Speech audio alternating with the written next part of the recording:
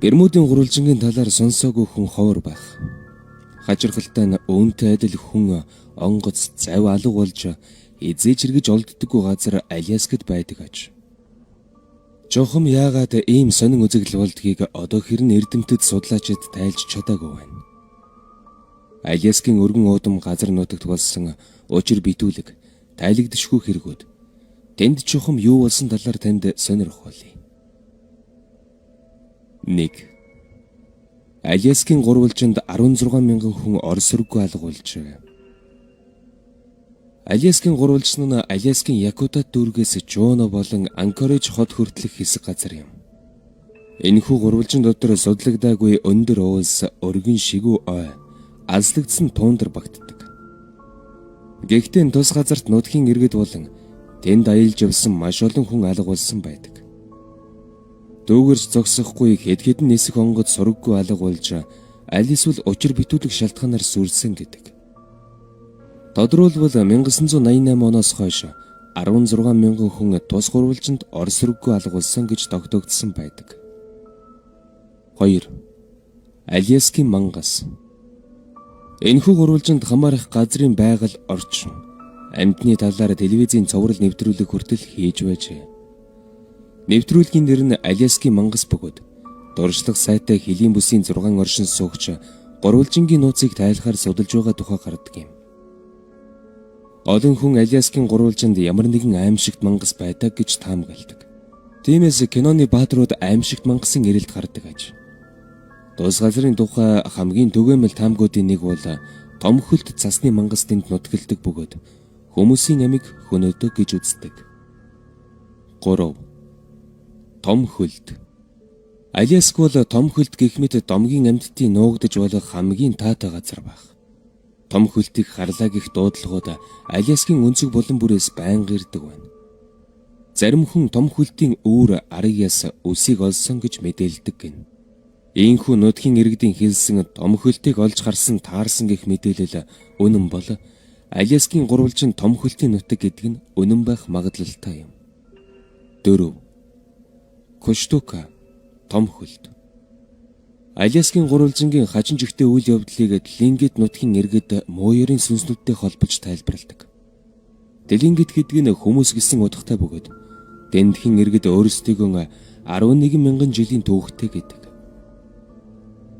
Тлингит хүмүүс Аляскад амьтны дүрд хувирдаг Коштака нэртэй чөтгөр байдаг гэдэгт итгэдэг юм.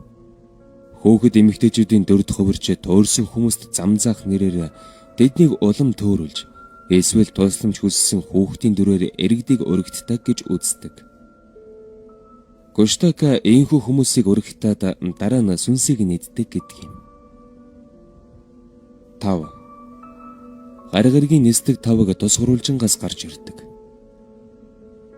1986 онд Японы нисэх онгоц Исландаас Аляскийн Анкорэж дээгүүр нисэж байгаад 3 ширхэг гаргаргийн нисдэг тавгтай таарсан гин.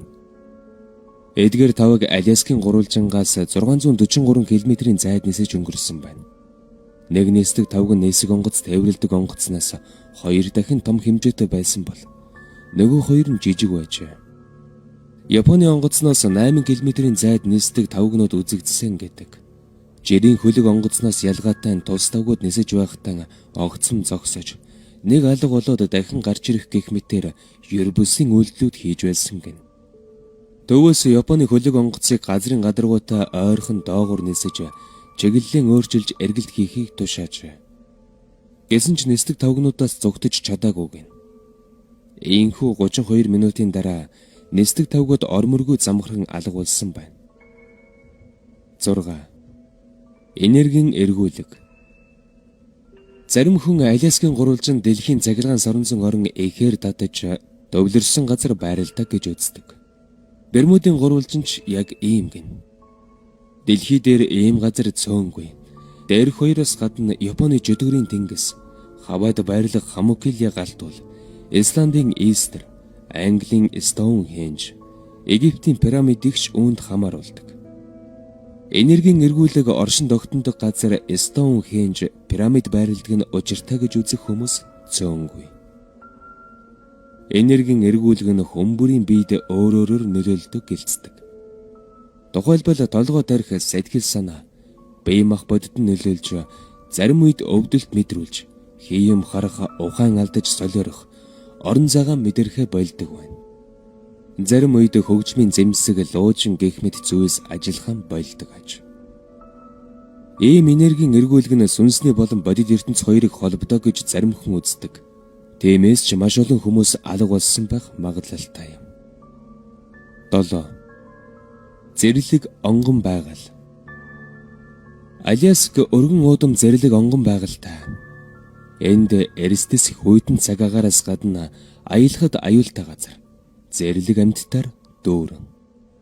Мөн эдвчилдэд орсон 100 гаруй галдуул байдаг юм. Тийм ч учраас олон орон болон ганцаараа өөргөвчтэй аялал хийвэл алга болох магадлал өндөр. Тэнд нэг л төөрсөн бол амьд гарах боломжгүй гин. Алга болсон хүнийг аврах багийнхан олоход маш хэцүү. Үүнд цаг агаар байгалийн өрмөц тогтож асар их нөлөөлдөг юм. Зарим газраар агаарын даралт хасах дожинхэм хүртэл буудаг гин. Магадгүй үүнээс болоод Аляскийн гурвалжинд хүн алга боллоо. Онгоц сүрлэг их мэдээ тасардаггүй байх. 8. Алга болсон хүний тоо жилээс жилд нэмэгддэг. Америкийн мужуудаас Аляскад зөвхөн алга болсон хүний тоо маш өндөр байдаг байна. Энэ нь улсын хэмжээнд бусад мужид алга болсон хүний нийт тооноос 2 дахин их үзүүлэлт юм. Алга болоод хизээж олдоогүй хүний тоо энд илүү давам гайлдаг. Тухайлбал 2007 онд л гэхэд Аляскад нийт 2833 хүн алга болжээ. Харин тухайн үед Аляскийн нийт хүн ам 670 мянга байсан юм. Тэгэхээр жилд 1000 хүн тутмын 4 алга болдог гэсэн үг. 9. 1972 оны алга болсон онгоц. Аляскийн гурвалжинд болсон хамгийн их шуугин төрсөн хэрэг бол 1972 онд онгоц алга болсон явдал юм. Тус онгоцонд улс төр жагсан Хейс Богс, Америк нэгдсэн улсын төлөөлөгч агсан Ник Бэгж нар явж байж. Аляскийн Анкоридж хотоос Жуно хот руу нисэж явсан Цесна 310 онгоцонд улс төрчдөөс гадна бас нэг хүн мөн нисгэгч нийт 4 хүн зоржиж байв. Онгоц Орос руу алга болсны дараа 400 онгоц завь эргийн хамгаалагчид 39 өдрийн турш хайгуул хийжээ. Гэсэн ч тус онгоцыг олж чадаагүй юм. Гэхдээ холбооны мөрдөх товчооныхон санаатай энэ хэргийг үйлдсэн гэж үзэх хүн байдаг. 10. Жуулчид олноор ирдэг. Аляскад алга болох хүний тоо жилээс жилд нэмэгдсээр байгаа ч тус гурвалжинг зорих жуулчдын тоо буурахгүй байна. 2018 онд л гэхэд аялал жуулчлалын салбараас олох орлого нь 6%-аар нэмэгдэнэ гэж тус мужийн захирагчид таамаглаж байгааг юм. Хүмүүс ч адал явдалд үнэнхүү дуртай юм.